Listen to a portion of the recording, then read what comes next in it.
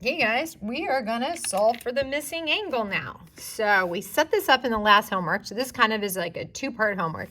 Now we're gonna solve for the reference angle. So like you saw in class, we set this up. Tangent of z is opposite over adjacent, which is 21 over 28. So to get z by itself on one side, we have to take the inverse of both sides. So z should be equal to the inverse tangent of 21 over 28. Now, how do we figure out what is the inverse tangent of 21 over 28? We type it in like this. So 21 divided by 28 is this decimal, and the inverse tangent is 36, and we're going to round that to 36.9. Cool, right?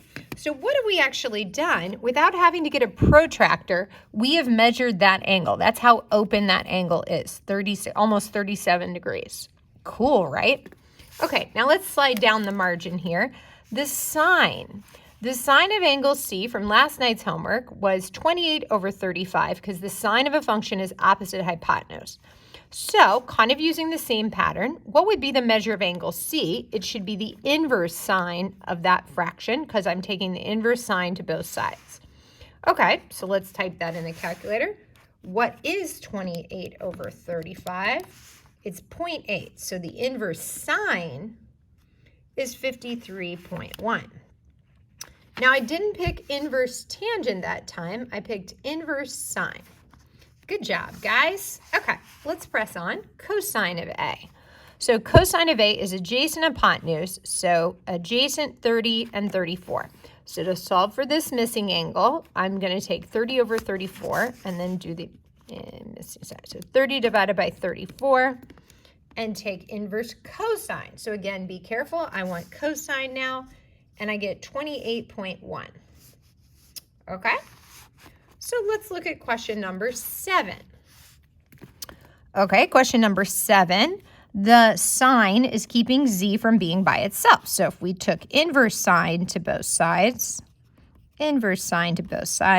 I would get z is equal to the inverse sine of 24 over 40.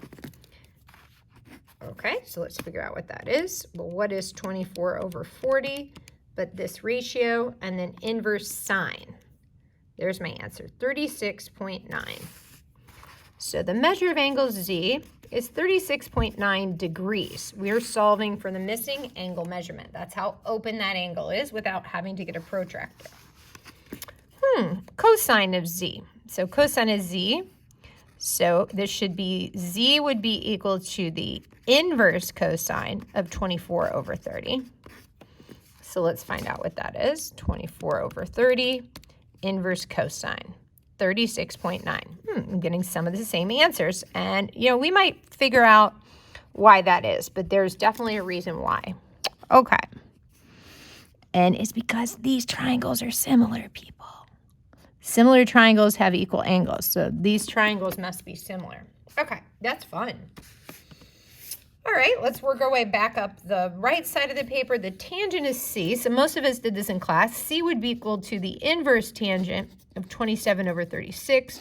So let's figure out what that is. 27 over 36, and inverse tangent. So the measure of angle C would be 36.9 degrees. Okay, next one. The sine of C is 14 over 50. So C would have to be equal to the inverse sine of 14 over 50. Okay, so clear, 14 over 50, 0.28. The inverse sine, 16.3. 16.3. So what is the measure of angle C? It's 16.3. Cool. Sine of A. So A must be equal to the inverse sine of 32 over 40. So what is 32 over 40? It's this, and the inverse sine is 53.1. So the measure of angle A is 53.1 degrees. Interesting. I got the same answer for the next one. So I worked this out with a couple kids at class.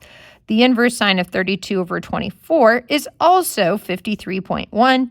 So that must mean, oh wait, look at these triangles. They have the same sides. So they're not just similar, they're congruent. Okay, let's look at question number 2. Question number 2, cosine of C is 16 over 34. So C would be the inverse cosine of 16 over 34. So 16 over 34, inverse cosine, 61.9.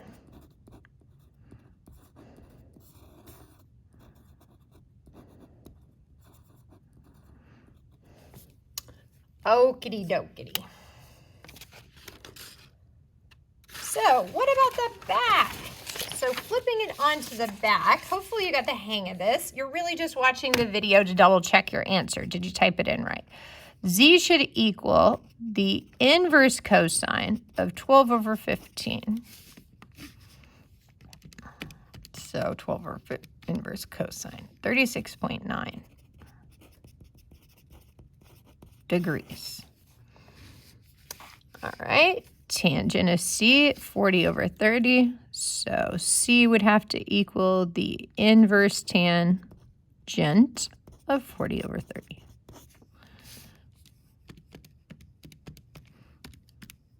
$53.1. Really popular angle, isn't that? 53.1 degrees. All right. Tangent of C is 12 over 35. So C should equal the inverse tangent of 12 over 35. 18.9. So the measure of angle C is 18.9 degrees.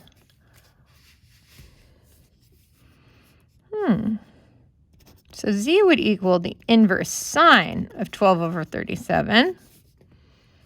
Okay, so 12 divided by 37, inverse sine, 18.9. Okay, that's the measure of angle Z. Now, these are already solved, right? I'm not solving for the missing angle. I know that the angle is 48. So the sine of 48 degrees is actually this ratio. The cosine of 61 degrees is actually this ratio. So this is kind of working, we're working the problem backwards. This is working it forwards.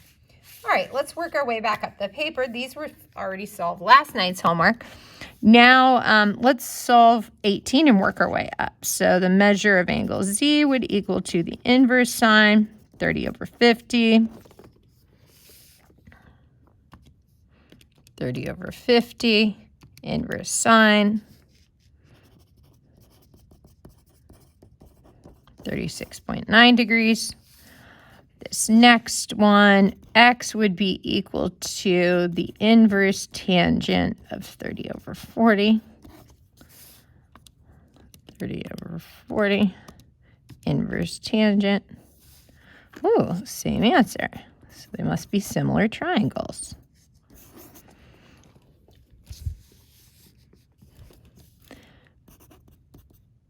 Inverse tangent, 21 over 20.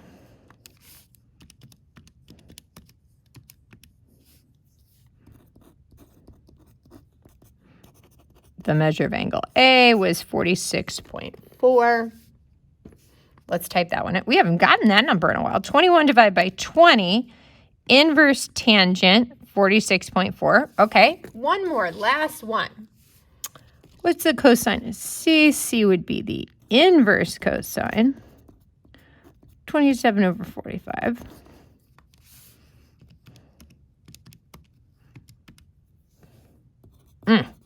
That's a popular one, isn't it? So the measure of angle C is 53.1. Thanks so much for joining us. Best of luck. See you soon.